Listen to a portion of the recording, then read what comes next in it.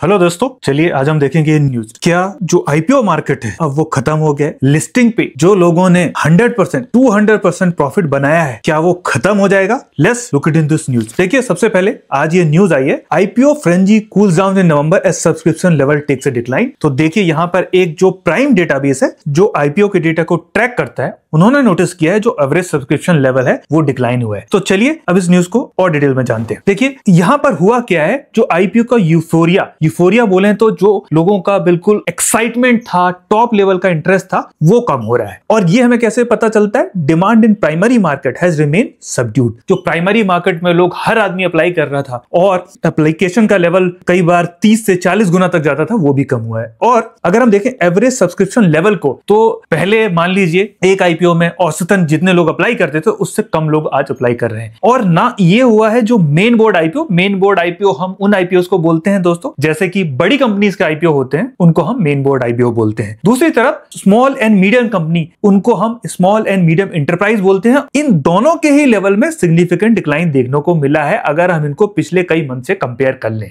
अगर आपको याद हो तो नवंबर में दो बड़ी कंपनीज हैं जिनके आईपीओ हुए थे। एक थी स्विगी जिसका 11,000 करोड़ से भी ज्यादा आईपीओ था, और दूसरी थी एनटीपीसी ग्रीन जिसका आईपीओ हुआ था। अब देखते हैं इनके एवरेज सब्सक्रिप्शन लेवल को। तो सब्सक्रिप्शन का लेवल, ये पूरे साल का डेटा है। देखिए, जनवरी में एवरेज सब्सक्रिप्शन जो मेन बोर्ड के आईपीओ थे बड़ी कंपनियों के, उनमें 43 था, जैसा कि आप यहां पे देख सकते हैं। उसके बाद देखिए ज्यादा ही रहा है, फरवरी में 51, मार्च और अप्रैल में हालांकि ये कम हुआ था, लगभग 18 से ऊपर था। उसके बाद फिर से 36, 60, 46, 52 और सितंबर में ये 76.99 था एवरेज। जो एप्लीकेशन है, अगर एक शेयर के लिए ऑफर हो रहा है तो उसके लिए 76 से भी ज्यादा टाइम एप्लीकेशन हो रहा था। लेकिन अक्टूबर में ये देखिए बिल्कुल शार्प डिक्लाइन हुआ है और ये 16 तक आ चुका है। और ऐसा क्यों हुआ है? इसका रीजन है, देखिए, स्टॉक मार्केट डाउन है। जैसा कि आप देख सकते हैं कि stock market, whether it is Nifty और सेंसेक्स, दोनों ही कम हुए हैं। देखिए, ये निफ्टी 50 का चार्ट है इस साल का। इस साल में अगर हम देखेंगे तो जो निफ्टी 50 स्टॉक इंडेक्स है, इसने लगातार यहां से हाई बनाया है, देखिए ऑल टाइम। और यहां पे 26 सितंबर को 26,216 का हाई बनाया था। उसके बाद से पूरे अक्टूबर में ये नीचे के लेवल पर गिरती रही है, और इस वजह से जो प्राइमरी मार्केट की डिमांड है वो कम हुई है।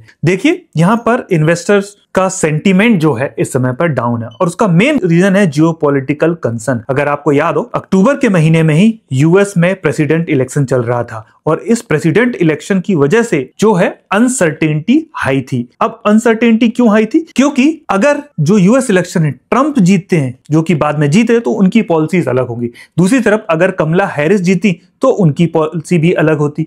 तो ये जो इकोनॉमी, यूएस जो है वर्ल्ड की सबसे बड़ी इकोनॉमी है, और यूएस की इकोनॉमी का डायरेक्शन, उनकी पॉलिसी क्या होगी, ये डिटरमाइन करता है बाकी की कंट्रीज की एक्सपोर्ट को, और उसके थ्रू ये उनकी इकोनॉमी को इंपैक्ट करता है। तो ये geopolitical concern was the main reason जिसकी वजह से अक्टूबर में मार्केट डाउन था, और ये वोलेटिलिटी बढ़ी जिसकी वजह से इन्वेस्टर का सेंटीमेंट डाउन था। साथ ही अगर हम देखें तो इस अनसर्टेनिटी और वोलेटिलिटी की वजह से हमने देखा यहां पे परसिस्टेंट एफआईआई सेलिंग थी। एफआईआई लगातार इंडियन मार्केट में स्टॉक को बेच रहे थे, इस वजह से प्राइमरी मार्केट में जो सेंटीमेंट था वो भी हिट था, और यहां पर हमें लोअर सब्सक्रिप्शन लेवल देखने को मिला। लेकिन इसके बावजूद लोगों का कहना है कि जो आईपीओ की पाइपलाइन है वो स्ट्रांग है, बिकॉज कंपनियां जो हैं पुरानी डिमांड को देखकर अपने आईपीओ प्लान कर रही थी, और एक बार जब वो आईपीओ प्लान कर लेती हैं तो वो जल्दी से उसको कैंसिल या पोस्टपोन नहीं करती हैं, वो आईपीओ आते ही रहते हैं, अनलेस वहां पर एक क्लियर कट ट्रेंड बन जाए कि अब जो भी आईपीओ आ रहे हैं उसमें नुकसान हो रहा है, इसलिए इन्वेस्टर उसमें अप्लाई नहीं कर रहे हैं, तब ये ट्रेंड चेंज हो सकता है।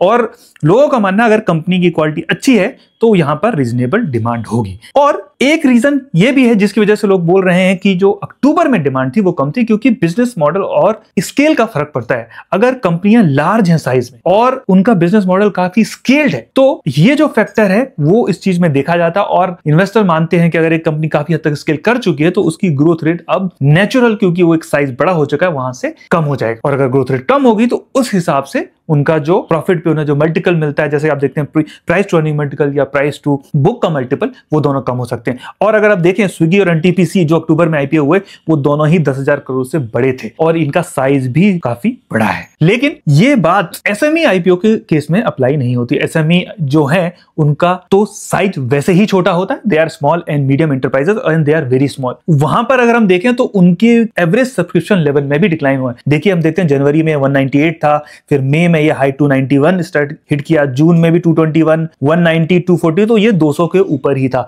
लेकिन सितंबर और अक्टूबर में ये 90 से 100 टाइम आ गया, तो यहां पे भी इंपैक्ट है। हालांकि 100 टाइम्स भी बहुत ज्यादा सब्सक्रिप्शन है, लेकिन देख सकते हैं कि आप ये कैसे डिक्लाइन हुआ है। तो एक तरफ बड़ी कंपनियां, उनके सब्सक्रिप्शन में कमी आई, जिनको में हम बोल सकते हैं कि वो लार्ज साइज था। दूसरी तरफ जो स्मॉल कंपनीज हैं, उनके सब्सक्रिप्शन में भी कमी आई। और मैं आपको एक केस रिमाइंड करना चाहूंगा कि ये जो अगस्त में एक कंपनी है जिनके 2 शोरूम थे बाइक के, उनको 400 गुना सब्सक्रिप्शन मिला था। तो अगस्त में 400 गुना सब्सक्रिप्शन हो रहा है 2 बाइक शोरूम की कंपनी रिसोर्स ऑटोमोबाइल पे, और उसके बाद अचानक से कम हुआ है। सब्सक्रिप्शन में डिक्लाइन का रीजन मैं आपको बताऊंगा, लेकिन उसके पहले जान लेते हैं बनो आईएएस के फाउंडेशन कोर्स के बारे में। We are offering foundation course for UPSC 2026 and 2027। इसमें आपको मिलेगी GS classes, SA and CSAT, ये सारी। तो आपको एसए और सीसेट के लिए अलग से क्लास करने की जरूरत नहीं है। साथ में आपको मिलेगी personal mentorship by Jamia RCL alumni and UPSC topper, daily answer writing, और आपको यहां पर टेस्ट सीरीज भी मिलेगी। साथ में current affair, small batch size and interview guidance तो आपको मिलेगा ही मिलेगा। तो चलिए अब वापस आते हैं एसएमई आईपीओ पर। एसएमई आईपीओ में इंटरेस्ट कम हो रहा है, उसका 2 रीजन है। सबसे पहले मैं बोलूंगा एक रेगुलेटरी टाइटनिंग। देखिए यहां पर जो सेबी, जो स्टॉक मार्केट का रेगुलेटर है, they are tightening the rules, क्योंकि जो एसएमई आईपीओ में जिस तरीके के एप्लीकेशन आए हैं और जिस तरीके के लिस्टिंग हुए हैं, उसकी वजह से थोड़े से कंसर्न रहे। साथ ही दूसरा रीजन है एक, जो सेबी मॉनिटर करता है कि किस तरीके से आईपीओ की प्रैक्टिसेस हैं और कोई माल प्रैक्टिसेस तो नहीं हो रही है, वहां पर एक एक्शन लिया है उन्होंने। इसके बाद में एक और चीज आपको बोलूंगा, जो तीसरा बड़ा फैक्टर है। देखिए मार्केट तो गिराई है, उसके साथ स्मॉल एंड मिड कैप भी डाउन है, लेकिन एनालिस्ट हैं वो ये बोल रहे हैं कि ये करेक्शन खत्म नहीं हुआ है। लार्ज कैप के केस में वो बिल्कुल कैटेगोरिकली नहीं बोलते हैं कि यहां पर करेक्शन होगा और होगा या नहीं होगा, या करेक्शन खत्म हो चुका है।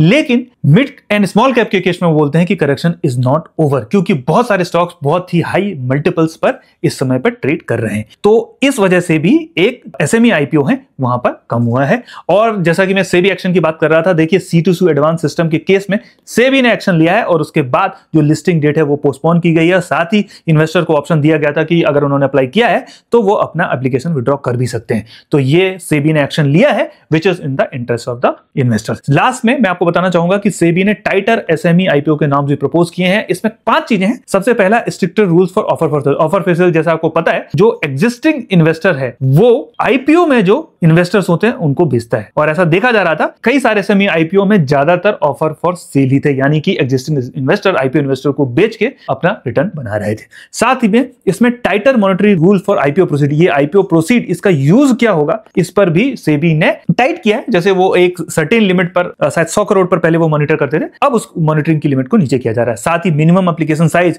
जैसा कि अभी 1 लाख के ऊपर होता है मिनिमम एप्लीकेशन साइज जिसमें आप रिटेल इन्वेस्टर अप्लाई करते हैं, उसको भी बढ़ाने की बात सेबी कर रहा है, जिसको 2 लाख कर दिया जाएगा, ताकि बहुत सारे जो छोटे इन्वेस्टर हैं जिनको इसमें अप्लाई ना करें और जो उनसे लॉस है अगर होता है तो उससे बच सकते हैं। साथ ही longer promoter lock in period होगा, ताकि ऐसा नहीं हो कि आईपीओ लिस्ट हो और उसके कुछ समय बाद ही प्रमोटर है वो सेल कर दें। तो इसको रोकने के लिए, ताकि प्रमोटर उसमें लॉग इन रहे, और साथ ही साथ लिक्विडिटी इंप्रूव करने की बात चल रही है। अब लास्ट में मैं आपको एक क्वेश्चन देना चाहूंगा। देखिए ये यूपीएससी प्रीलिम्स का प्रीवियस ईयर क्वेश्चन है। Rapid financing instrument and rapid credit facility are related to the provision of lending by which of one of the following. तो ऐसा कौन सा इंस्टीट्यूशन है जो लेंडिंग में 2 instrument, rapid financing instrument and rapid credit facility को offer करता है। So thank you for watching बनो आईएएस।